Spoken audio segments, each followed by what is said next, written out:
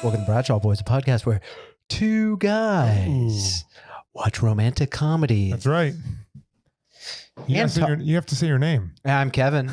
My name's Jon Sieber, and it's a Kevin and John day. It's the Crazy Stupid Boys. Crazy Stupid Boys. That's right. Corey who's is crazy and who's stupid.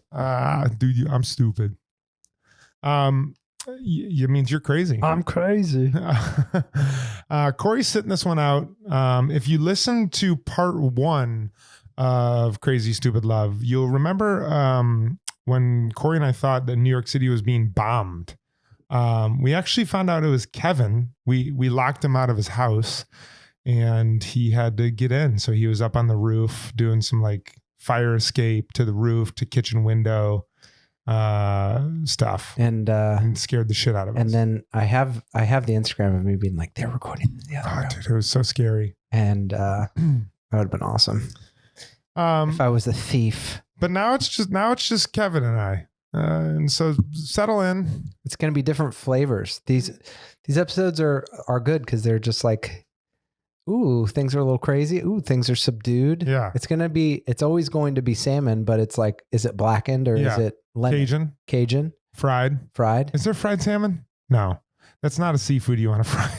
Yeah, I think you could. I think people just don't because they think of it as like healthy. Yeah. Maybe you could fry salmon. They fry other vegetables, right? They deep fry everything. If you go to the Minnesota State Fair, they like deep fry Twinkies and shit like that. I have a question for you since I wasn't at the first episode. Yeah. Of Crazy Stupid Love. Yeah. What went behind? Someone recommended it on the Patreon, but besides that, we were scrolling Netflix and we had just mentioned like, oh, someone wants us to do Crazy Stupid Love, and we saw it. We saw those pretty eyes of Goslings, and we just couldn't say no. Which reminds me, we have to do a Notebook sometime. Absolutely. I will say, I've had some time to think about the first act of Crazy Stupid Love. Okay. Out of all of the movies we've seen so far, this is my favorite first act. Wow. I'm just like, I'm really invested into this movie. Wow. Yeah. That's pretty crazy. It's got the ROMs. It's got the comms. I'm just really eager to see what happens in this one. And so I'm pumped about it. This guy who wrote it, he's got quite a career. Talk us through it. Who is the guy that wrote it? Dan Fogelman. Classic Fogelman. I mean, he's written some of the biggest movies in history. Gone with the Wind. He wrote it. Gone with the Wind. He wrote Avatar. it. He wrote it. Titanic. He wrote it. So before all of the crazy Marvel budgets, he wrote the most expensive film of all time. Before budgets went normal to have a normal $400 million movie or whatever. Yeah. And I bet you won't be able to guess what it is. First of all, he wrote Cars. Oh. Then he wrote Bolt. They were like, if you can write Cars, you can write. What's Bolt? Is that like it's an Disney animated movie. All right, so that just made, so he's like making, he's writing Pixar movies that are making. He wrote Fred Claus, which is Vince Vaughn, Paul Giamatti, $100 million movie. It made $97 million. Ooh, that's an L right there. Then he writes Cars 2. Okay, and then the movie before Cars 2 is the most expensive film prior to I'm sure a bunch have surpassed it now. Man, what is it? Is it like a Pixar movie? It is an animated movie. Animated movie? I don't know. What is it? Tangled. Oh, I didn't know that. The Rapunzel movie? I did not know that. Yeah, I heard about it, and I don't know why. It was just, I guess they rewrote it a bunch. So that's just like all of his movies are $100 million movies, and then Crazy Stupid Love. So I guess you get enough cred, and then you can be like, all right, I'm going to get out there and I'm going to make, this must have been his like passion project, or like this, like, let me write like a real story. Not a real story. You know what I mean? Yeah. I mean, it's not about Lightning McQueen and the junk the junk truck. Yeah. Doing laps on the speedway. And he's doing it. The next movie he's doing is he wrote the next Indiana Jones movie. Oh, Indy 5? Yeah. I wonder if that'll be any good. Yeah. It's just kind of crazy because this movie is clearly, there's something in it that it's like, it's not action. It's not fantasy. It's like a very human story. Corey and I spent a lot of time because, as you know, the Ryan Gosling character is like the 2011 ladies man. He's like wearing the 3-piece gray suit. Like he's got like, Corey brought up like the metrosexual thing on lockdown. It's like, oh yeah, we spend a long time talking like, what is that archetype now and who would play that character? And I still don't have a great answer to that. And so I'd be really curious to see if any of the listeners like could offer a suggestion of who that person would be. I don't know. I mean, I feel like it's so easy to make fun. Like clearly, no matter how you're dressed, if you're Ryan Gosling, you're going to be a ladies' man. Yeah. If there is, because I guess you wouldn't get made fun of. His character's not going to be made fun of as a ladies' man, but I feel like, so I don't know what that would be now. Definitely, if you were too primped and wearing a suit, I feel like that would not stand out as cool anymore. Yeah. Or is that just because we live in Brooklyn? Yeah. People are listening and be like, shave your fucking loser beards. Yeah. We still stop. In our neighborhood, we still shop at Structure. Yeah. We go to Applebee's. We're going to Structure first. I go to Structure. There's one. It's not Express for Men. Still Structure. Did you know I went hard on some Structure belts when I was in college? Dude, I have the same belt since 8th grade. What? Yeah. And I've had to put in a few. I'll show it to you. You're wearing it right now? No, I have it in the room, but I'll show it to you. What are you going to do when you lose that belt? I've been so nervous at times, but it's just it's not a Structure belt, but it's like from one of those places like Aeropostale or something. Oh, and it's still, my gosh. Yeah. Good for you for being the same size since 8th grade too. Now I've had to put in some notches. I've gotten skinnier. That's awesome. Well, not since 8th grade. I think I used to wear like big baggy pants because I was into rap. I need to know some statistics about this movie though. It came out in 2011. What was the budget? How much did it make? How do you be a ladies' man? Wear a suit? I have this. Hi, can I buy you a drink? I have the same belt since I was in 8th grade. Dude, that's like Cal. That's Steve Carell's character right there. You know he's rocking that old belt. It's still. They used to make them with better leather. That's crazy because that you don't wash a belt. No. So that belt is it's just soaked up waistband sweat for like 25 years. Just my DNA is in that belt. Oh man, that's a beautiful thing. All right. So you want to know the budge on this? Yeah, hit me with some facts.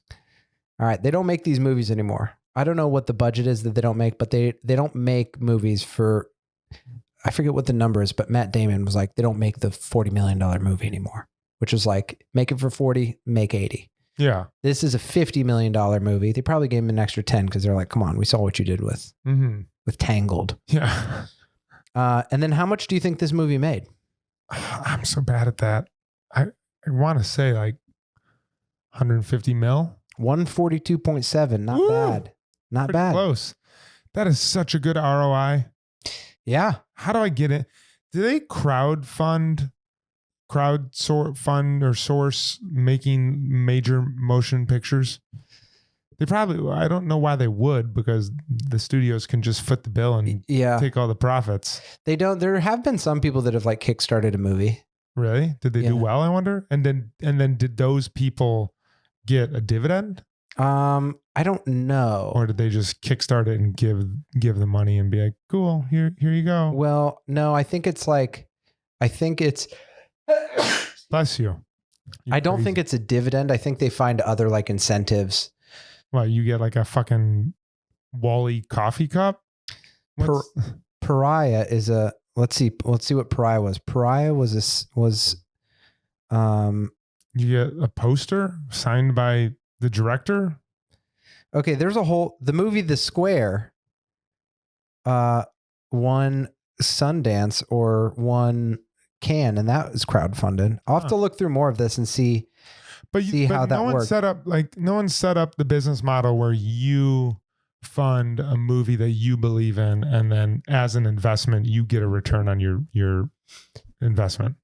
I think the interesting thing about Kickstarter is like people have, I mean, it's almost like they're Patreon, like it's similar to Patreon. Yeah. But since films are like one-off, it's like, it feels a little different, but yeah, I don't know if that's the case because movies are just smaller and smaller now, you know? Yeah. But wait, movies are smaller now? Yeah. I thought they're way bigger budgets. Both. So it's just like they got rid of the middle class. They got rid of the middle class. That's true. They got rid of the middle class movie. Dude. They got rid of Crazy Stupid Loves. We need to bring back the middle class movie. Who's going to watch it? How are you going to make money? Because it's like this, all these, that's what's funny. Like all these. We're going to distribute it primarily through Family Video and Blockbuster. Dude, a straight to video, like Ernest. Dude. Ernest goes to Blockbuster. Hell yeah. Ernest had that figured out, man. Jim Varney. I loved that. The original Rubber Face. All right. This won a Teen Choice Award. We are going to go watch the second part of Crazy Stupid Love. We stopped right after Steve Carell and Ryan Gosling are in the gym. And it's about the 40-minute mark. Let's watch some movie and we will be back to talk about it. Katie, hit us with that. Real quick though. What? As we watch the second act, just realize you're watching a movie that won the award by Casting Society of America for Outstanding Achievement in Casting for a Big Budget Comedy Feature. Fuck, man. Wild. We're watching that tonight? Right now. Woo. Crazy Stupid Love. Directed by John Requa and Glenn Vaquera. Cal Weaver, played by Steve Carell, is living the American dream. He has a good job, a beautiful house, great children, and a beautiful wife named Emily, played by Julianne Moore. Cal's seemingly perfect life unravels, however, when he learns that Emily has been unfaithful and wants a divorce. Over 40 and suddenly single, Cal is adrift in the fickle world of dating. Enter Jacob Palmer, played by Ryan Gosling, a self-styled player who takes Cal under his wing and teaches him how to be a hit with the ladies. And now, back to the boys. Welcome back. Crazy Stupid. Dude. When that teacher showed up, man, that was perfect. There's some good laughs and there's some good yeep. That's what Corey and I talked about. This movie chock full of ROMs, chock full of comms, dude. Well, you know what's also interesting is that like it's weird. All the movies we've watched have been pretty good, but it's like the stakes in, let's say, like You've Got Mail are only ever going to be so high. Yeah. And then when you think about like where we cut our teeth, we cut our teeth right here with the girls. Capote. And in that world, like, sure, like things happen, but this is kind of more in line with the storylines of a season of Sex and the City than. Dude, this feels like a TV show. Yeah. Because there's just a lot of active like things going on. And there's like real, I guess like there's like real plot twists that are like emotional, and it's all very funny. Yeah. You know, even when it's dramatic, it's like, okay, someone didn't get hit by a car. Yeah. But it is like, Yeah. Let's do a quick recap. Right. Steve Carell's character just starts freaking laying pipe. I don't know if that was Yeah, it was great. He starts just becoming a regular ladies man. Yeah. He's meeting all these women. He meets one in particular, and he drops the line, "You're a perfect combination between sexy and cute." Great. Great line. Really funny scene. Gets her home. Has a wild night of romping. And the son confesses his love to the babysitter. Yep. The babysitter's like, you got to knock this shit off. And she talks to the school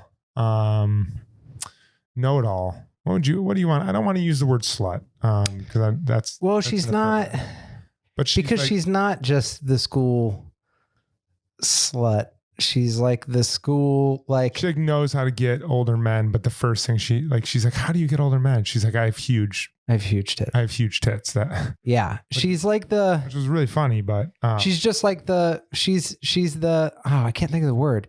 She's like the dick mentor. She's like, she's just like, she's Dick Mentor. Yeah. Hi, I'm Dick Mentor. Hello, Dick Mentor. Dick Mentor LLC.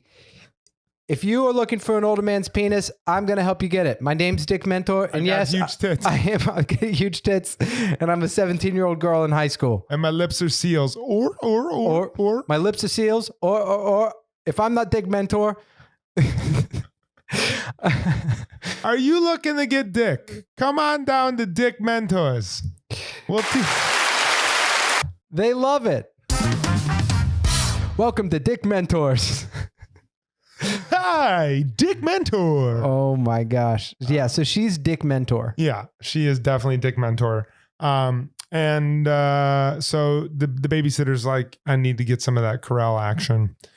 And Carell and Julianne Moore then go to their son's parent-teacher conference, and you find out, great scene, that the teacher is the first woman that Steve Carell brought home. And like, there's this really great scene between Julianne Moore and Steve Carell where they're like crying, they miss each other, and then the door opens and the teacher walks out, and she crushes that scene. And she's like, all right, I'm ready for you. And then Steve Carell's like, all right, chases him out of the parking lot, and Steve Carell has like a moment of honesty with Julianne Moore. He's like, before you cheated on me, you were the only woman I slept with. I've now slept with 9. And Julianne Moore gets really pissed and kind of drives away. 9. And then Marissa Tomei comes out and says, he said, you're the perfect combination of cute and sexy and very funny. Yeah. And then you just see Julianne Moore just because that's what he said to her when they first met. And she just says, you said that to her? And it's like, damn. Man. And then the last thing that we just watched that happens is Emma Stone goes to like O'Charlie's or TGI Fridays with her boyfriend Groban, who she thinks is going to propose. He asks her to be part of the law firm, and he's like, I'm just not ready for that right now. So Emma Stone goes, finds Gosling, and is like, you're going to take me home and treat me like one of your girls. Yeah. And they end up just really having this like really fun, silly, meaningful night. In which Gosling ends up talking about some personal stuff, and Emma Stone tucks him in. And that's where we left off. So much to unpack. First of all, personal anecdote. I have a good friend that worked with Julianne Moore and said she is like the greatest human being. Wow. Not just like the greatest human being for an actor. He was like, he spent a couple months with her and was like, she is like legitimately the best person. Wow. So cool. There's a little Julianne Moore tidbit for you. I heard she's a fantastic person. Well, as a fellow Ginger, yeah, I have to say, thank you. Thank you, Ginger. Thank you for just getting more good vibes out there for other Gingers. Yeah, she's awesome in everything she does. She's a great actress. Yeah, she is. Where do you want to start? Let's start with the little kid, the son. The son. Yeah, it's like a really good. I mean, he's only been in the movie for like 3 minutes. Yeah. But you see him shouldering the weight of the divorce. And all of us on this podcast, you, Corey, and myself, are very lucky that we come from families that are still together. We have great couples. We have great parents. We know your dad's got a monstrous battleship penis. But man, it's really like, for those of you that haven't heard that episode, that was my mom. We called my mom on the podcast on the Patreon, right? On the Patreon. And she we said in Sex and the City, Trey says his penis is like a schooner or something. And she was like, and she said, no, your father doesn't need to worry about that. He's got a battleship. That's a little Barb Doyle.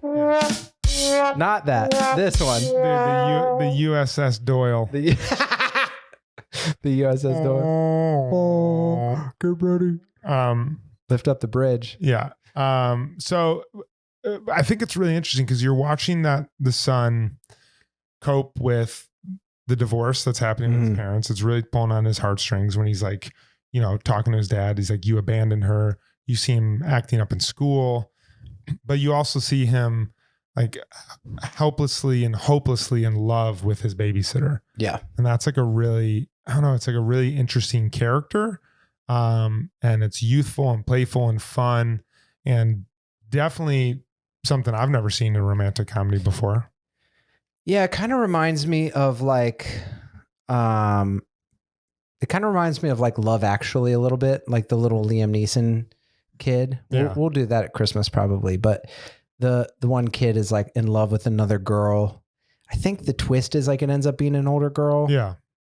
But it's kind of like it's interesting. It's like a minor story, but it is played well. Yeah. Because I mean he's really he's doing that thing that you do. Like he's the only person that can give his dad that advice because he's like an interesting dynamic is like, I don't know does he know that she cheated? Yes.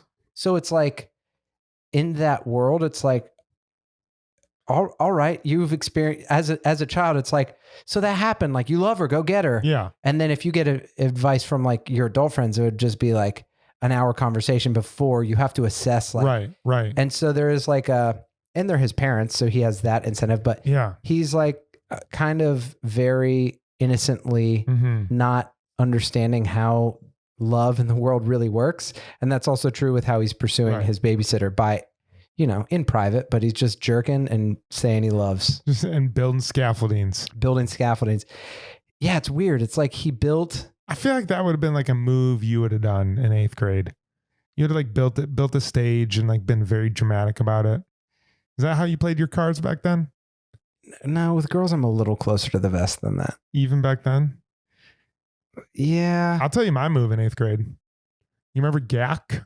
Uh-huh. Dude, I would buy girls GAC. And then just be like. This is more like 5th grade now that I think about it. Yeah, that was my 5th grade move, dude. And your second date with Katie. And it was my wedding present to my wife. You know what's good for GAC? Dude, you put your fingers in there, you make it fart. Fingering sound. You're just Ryan Gosling going up to girls at bars, just be like, me. Get some GAC out. Dude, I bet Gosling's got a room full of GAC, all those trinkets and toys that he has. No, I really like that. I really like that kid. It was a heartwarming. I mean, it's definitely an interesting dynamic, like son, heartbroken father being comforted by a heartbroken son, but still hopeful son. Yeah. He's not heartbroken yet. He's like, there's a way around this. Yeah. He's still good. He's going to get the kiss from the babysitter. You think so? Yes. He's going. I don't think so. I think the babysitter's is going to kiss Steve Carell and he's going to see it. Oh, wow. Right? Yeah. And then they're like all. That's like his moment of ultimate despair. Like, yeah, that's my prediction. Okay. Is ultimate despair, is that like you just said that, or is that like a thing you look for? That's like right before a resolution. There's like the characters in their worst spot. They've tried everything and failed. Did you read that in something? Yeah, dude. I read about stories. I mean, that's good.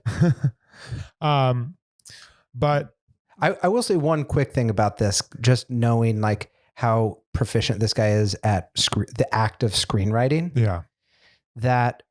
And you don't see this. A lot of times you'll see like, okay, people are at a coffee shop or at this, like there's all those. And when you look at like, okay, you just know how to construct movies really well. Yeah. Every single moment has like almost like every scene has like a resolution and then an extra twist at the end to like keep you in. Dude, It's very impressive. 100%. This Mhm. this movie is so well written so far. Yeah. It's really good. I have a question for you. Yeah. Right before we were booting up the movie, you invited me into a little trust circle that I'm going to air in front of everyone. You're not a big Steve Carell fan. I don't, he doesn't get me here. I also wasn't a big Jeff Bridges fan for a while, Okay. besides The Big Lebowski. And then I was like, okay, Yeah. this is the proof is in the pudding. I'm not saying that they're not a good actor or there's something in the way that they act that I personally don't find believable, Mhm. but I don't think that my value judgment is correct. Okay. It just like strikes me. But then he hits me like with clearly a moment that who would be another actor, even like, okay, say Michael Keaton, who's a better actor, I would say. If Can't argue with that. if Marissa Tomei opened it up and he's like, ah, God, Yeah. you'd be like, no. Yeah. And that got a huge laugh. Yeah. And there was like another thing that got a huge laugh. So he just doesn't totally get me. And you were correct in what you said in that I have like a BBC Office bias Mhm. because I was so into that. Yeah. But There's just room for both, Kevin. there totally is. And I will say that I wonder what Carell did before this, but this seems to be. He had to have done like 40-Year-Old Virgin, Yes. because the scene where he takes Marissa Tomei home Is like 40-year-old. is every scene from 40-Year-Old Virgin. And in this, he's like, I've only had sex with my wife. So it's like, it's almost Yeah. the same character, only now he's Yeah. had sex with one person. There's the scene in 40-Year-Old Virgin where he is like with Judd Apatow's wife. I forgot Mhm. her name.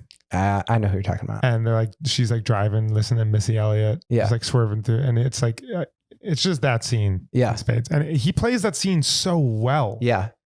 Like, and that's why I think it works. But how are you feeling about him in this movie so far? I think he's really good. I think that scene of him and Julianne Moore At the parent teacher conferences. is just so good. Yeah, it is. I mean, this so far, we'll get into the specifics of the story, but it just shows you like how complicated. I remember when we were younger and we didn't know about my parents' friends. Now we're older, and it's like you just hear about family members in this of like, yeah, people cheat, people get divorced, Yeah. people leave and then come back 5 years later. People die and then have to refall in love when you don't Yeah.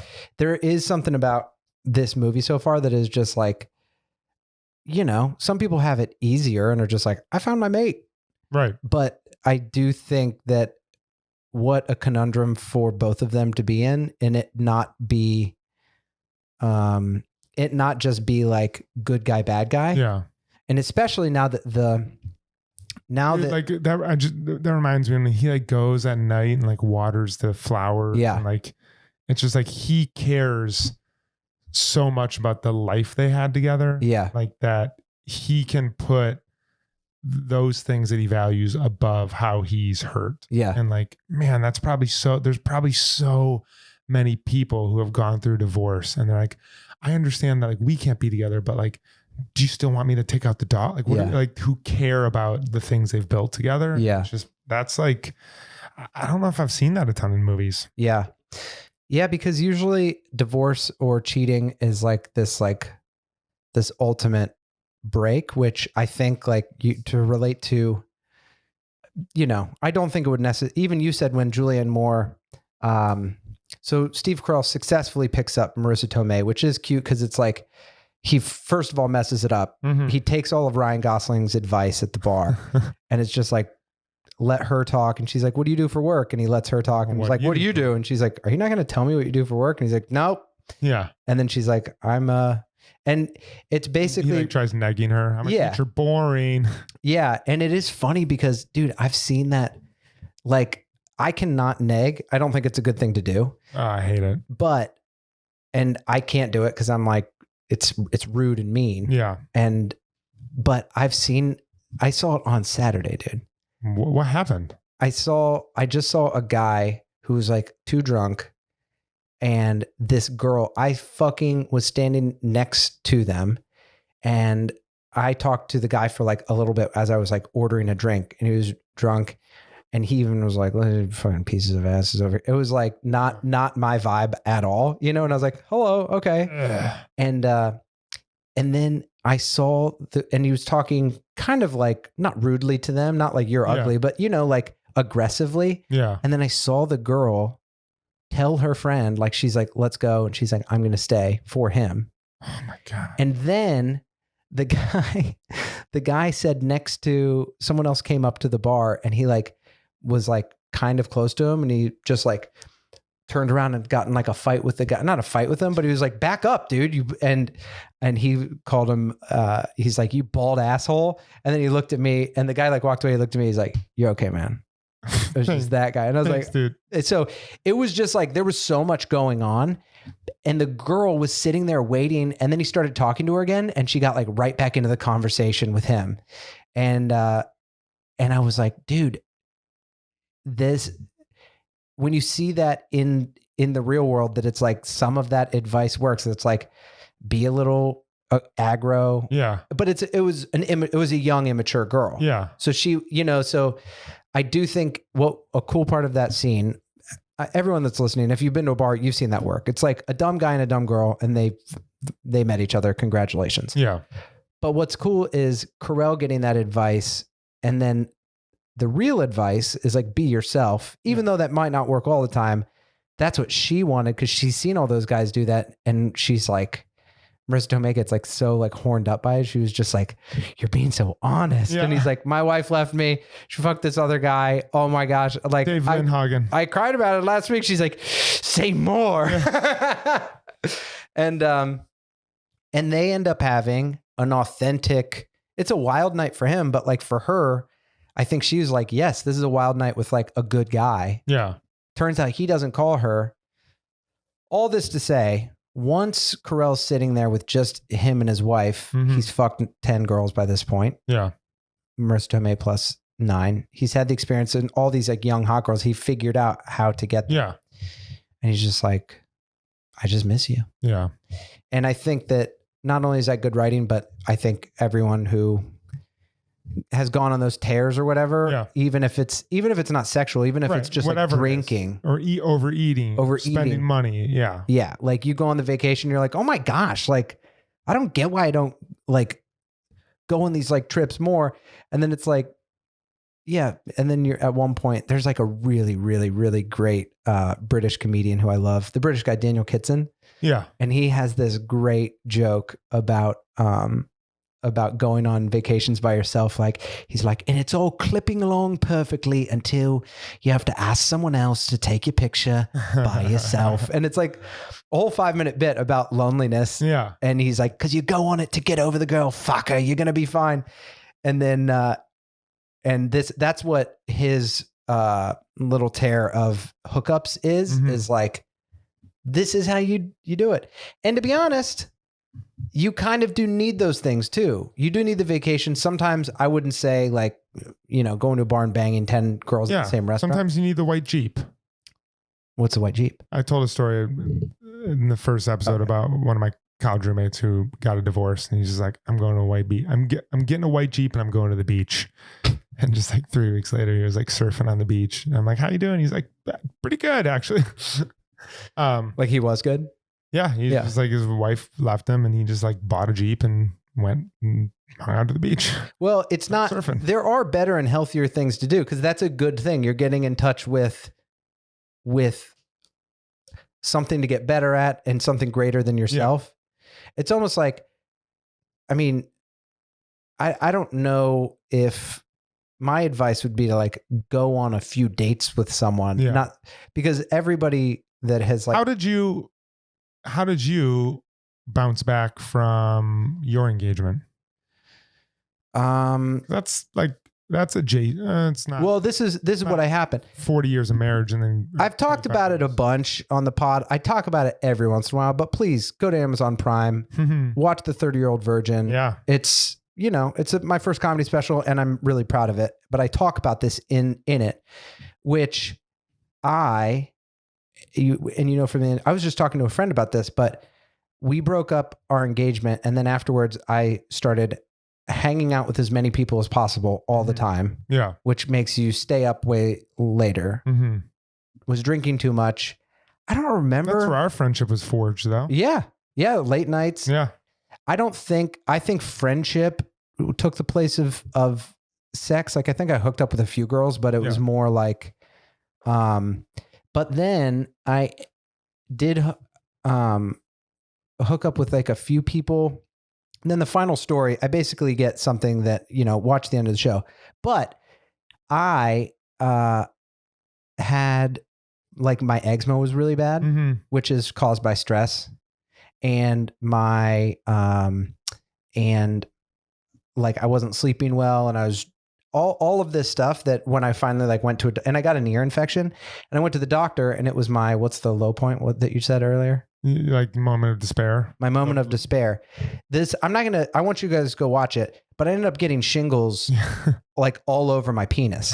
And it's like been checked out like multiple times because I didn't believe it, but it was like 100% not an STD. So I lost my virginity and thought like I gave myself an STD, and really it's from stress. Like shingles is caused by stress. Yeah. And it made total. It's just good old fashioned chicken pox, right? Yeah. Yeah. It's the chickenpox virus and still in your spine. But that was like all of my coping stuff was needed. I became friends with you and Ben Fuquay, and like Corey and I hung out way more. And I started doing a lot of the things I wanted to do. But that was after like a 2-year period of like not assessing things. Yeah. It was like, and that's what Steve Carell, they fast forwarded to here, is you get to that point where you're like, what am I going to do? Like go out to another bar till 2? Yeah, because it ends with him calling Ryan Gosling's character, and like Steve Carell's kind of alone at the bar. Yeah. And he's just like exhausted that scene already. Yeah. He's like no longer able to get fulfillment from it. And the reason that Ryan Gosling's not answering is because of his night of hangs with Emma Stone. Mm-hmm. And man, say what you will about Gosling and Stone, and I know you'll say a lot of things. Those two have some crazy chemistry. Oh my gosh. Right? Yeah. Yeah. She is, I would say that though she's not my normal type, she is, I would classify as one of the perfect combinations of sexy and cute. She's that same type of vibe that it's like, you're really cute, but then you're like, no, you're a Hollywood actress. You're not just cute. You're stunning. But she has like she tricks you into thinking she has a cute vibe. Yeah. She's like the woman who like, you're like, if I knew her, I think we'd have a chance. I think we'd be friends. And it's like, who said that? Someone said that about someone. It was like a famous like Hollywood actor said like, oh no, it's in a movie. I think it's in Neighbors or something.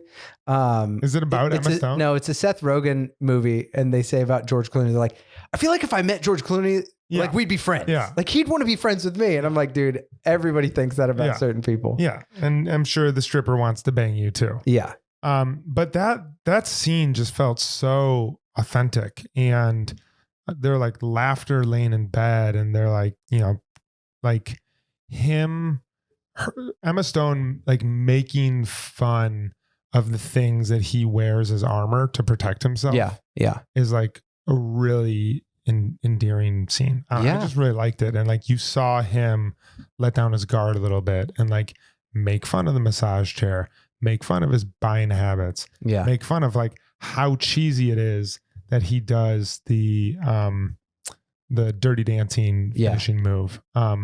Which by the way, I love that they're referencing a movie club movie in a movie club movie. Yeah, we'll do Dirty Dancing. I've never seen Dirty Dancing. I mean, I obviously know the last scene, but I've never seen it. Really? No. We got to try to do the move. Now, that is one interesting thing, because it's like, of course you want to be Ryan Gosling. I mean, look at him. His 6-pack in this is insane. Dude, it's nuts. And then, he takes his clothes off and she's like, Jesus, what the heck? And then he's like, will you take your dress off? She's like, is there better lighting? Yeah. Can we dim this? Not with that. But it is funny, the thought of like, oh my gosh, how cool would it be to just be able to bang all of the hottest girls at any bar? And then for him to just be like, these are the moves. They work every time. Yeah. It's literally it's just science at this point. Yeah. you do this, and like how cool it is to be excited about a girl, be excited about a person that's like not doing the same old thing. Yeah. I mean, just flipping the script for him has to be so exciting. I don't mean to air dirty laundry here, but like you and Katie early on, like she was probably more open to like having you come over or something, and you. Yeah. I started it to say the cab thing, and I realized I had to throw Katie under the bus for this. No, but go ahead. She was more open to you like coming back to her place, and then instead you like got her a cab, and then she thought she had to pay for the cab, and it was like already taken care of. Yeah. And you think about those moments that it's like, that doesn't surprise me, because you know, it can be really fun to go home with girls or guys that are really nice when you're like, you know, but there's things like that it's like when someone catches you off guard, you're like, what the fuck? Do you think Katie would have like been like jump and just like Dirty Dancing lifted me in the air? You just went home to hang out there, and then She's the second she lifted you, it works every time. I'm like, first of all, I've never seen that movie. Second of all, I weigh 3 times what you weigh. What is your upper body workout? I have to do this. Third, like you are a specimen. Yeah, That'd be amazing. She's just jacked. Yeah. Then she just pulls up her shirt, just like massive 6-pack. Yeah. Like, holy shit. Is there a dimmer light in here? But I do think like those moments where, not even just being gentlemanly, but anytime like you date enough people, and then or you're around enough of the opposite sex, and you're just like, yeah, I don't think I get surprised by someone anymore. Yeah. And then something like that happens. You're like, what's different about this person? That's like the beginning of, I think, any. Yeah. I mean, it's the law of diminishing utility. Like if you do the same thing, no matter how great it is, no matter how much joy or hedonistic pleasure you get from it, if you do the same thing over and over again, it's going to diminish and it's eventually going to disappear. And I mean, that's just economics. Dude.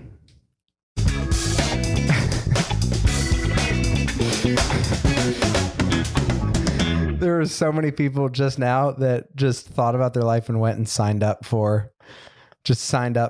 deleted Tinder and signed up for Match.com. I mean, that's what's crazy about love and dating and the law of diminishing utility, because that's the reason why people want love rather than sex in a lot of things, is because that's known to be a thing that like, no matter. We've talked about this a million times. Like Corey calls it churning the butter or churning the oatmeal or stirring the oatmeal or whatever. That's what Corey calls hooking up with girls. And you just churning the butter. All of it is just churning the butter. Churning the butter. Yeah. Yeah. But not with that it's like finding someone that you want to churn the butter with. But even like, what's crazy is like sometimes people fall in love because they're forced to do. I mean, even the end of the Ryan Gosling scene, she's like, let's have like, and then let's sleep together. But they don't. Well, he's like, ask me something personal about myself. Because it's like, it's obvious he's never shared anything. Yeah. Personally, he goes to the bar, he gets a girl, he brings him home, he does the dirty dance thing. Yeah. They have sex and then they leave and he's alone with home shopping.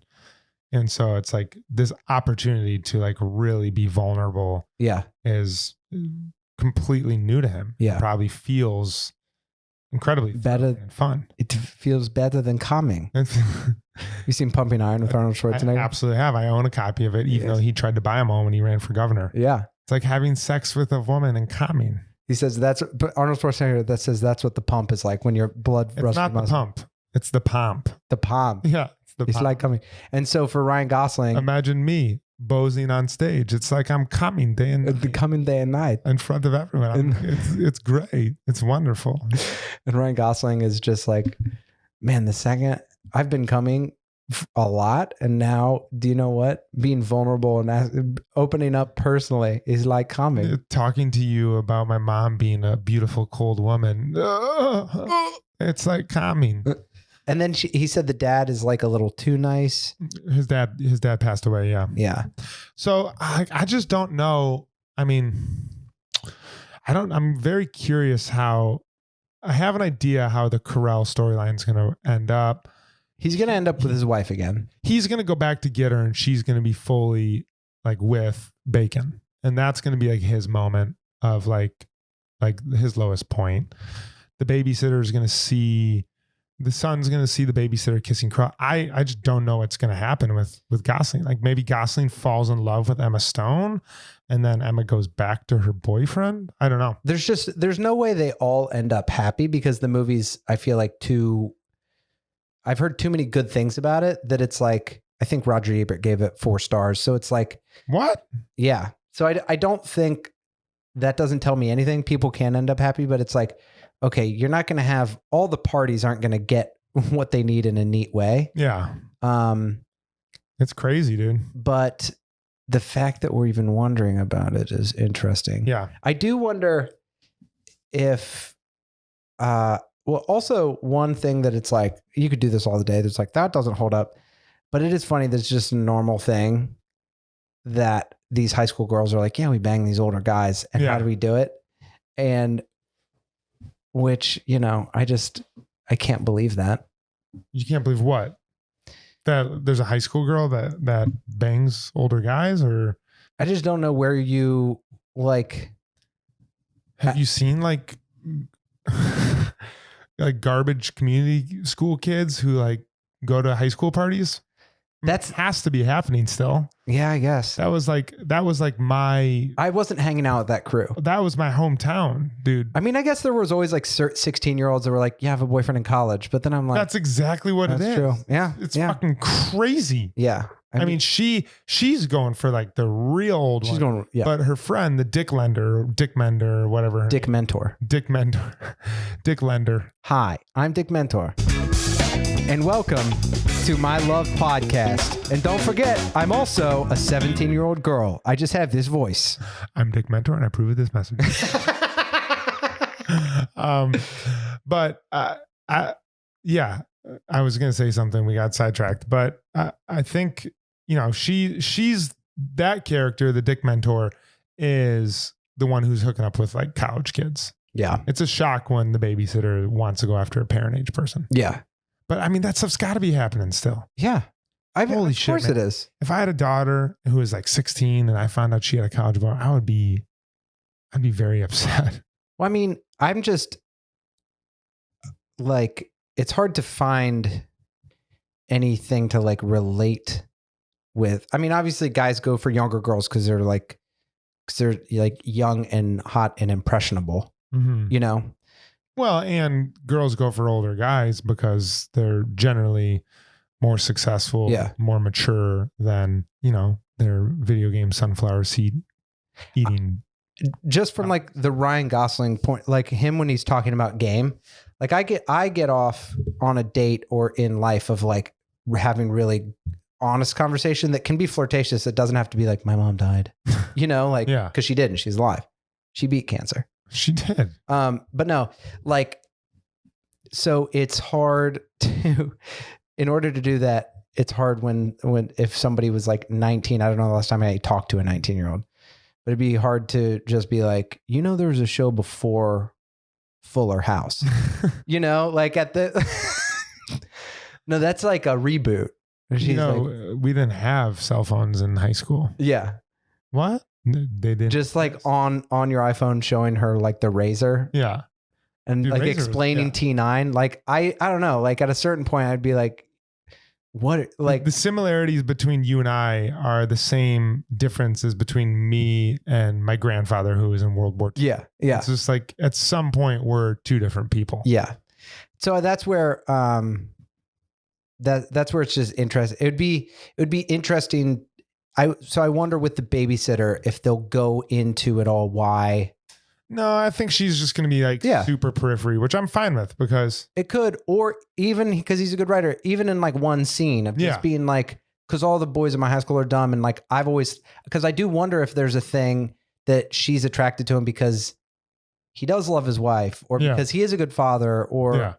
Well, she says in the first, like the opening scene in the movie, she's like, if your wife doesn't see how great of a guy you are, in part of my language, she's batshit crazy. Yeah. And I don't know. I'm really, it's those, you know, and You've Got Mail, we have like Chappelle as the side character. Yeah. And like the bookstore owner, or like the bookstore worker, Steve Zahn's character. Steve Zahn. And it's like, they don't add anything to the story other than like a joke here and there with the main character. And I just love these side storylines. Like, what are there has to be other romantic comedies. You mentioned one about like a little kid and Lee. Love Actually is just like 9 storylines. Yeah. Have you seen it? No. So like, Really? I'm in, I feel like I found my genre of romantic comedies that I really like. You know, lots of storylines, lots of meaning. Love Actually, we should do I'm in. I mean, I know that this sounds over the top, but we should do like 8 half-hour episodes of it, because each one has its own story, and that could be our Christmas Patreon episode. That'd be awesome. Thank you all. We're gonna finish this. So far I think this is maybe the best script we've watched. Yeah, for sure. It's my favorite. This and Pretty Women are so far my favorite. But thank you so much for being patrons. We couldn't do this shit without you. We love you. I love you more. You patrons are, I want to write a scarlet P on my chest. Yeah. I want Kevin to pee on my chest. And this is on Netflix. Watch it before June 30th. Yeah. If this episode is out before then. Also, write in the comments of this episode if you want us to do 8 30-minute. It'll be like the 8 storylines of Christmas for Love Actually, because that would just be basically so sick. We'll do that if that sounds like a good idea, because there's so much to unpack there. Okay, bye. Love you. The Bradshaw Boys stars Corey Cabin, Kevin James Doyle, and John Sieber. The show is produced by me, Jeremy Balin, and narrated by Katie Sieber. This podcast is part of the Seltzer Kings Network. Check out all their great podcasts at seltzerkings.com. You can find the boys on their socials at The Bradshaw Boys or on their website at thebradshawboys.com. And as always, if you see them in the street, tip your glass. Thanks for listening.